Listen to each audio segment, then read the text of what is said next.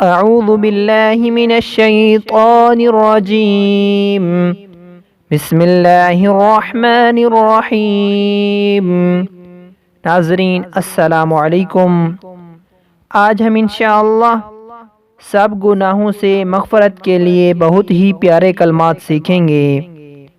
حضرت ابو ہریرہ رضی اللہ تعالی عنہ سے روایت ہے کہ نبی پاک صلی اللہ علیہ وسلم نے فرمایا کہ جو کوئی بھی 100 مرتبہ یہ کلمات پڑھے گا تو اس کے سب گناہ معاف کیے جائیں گے، چاہے وہ سمندر کی جھاگ کے مانند ہوں۔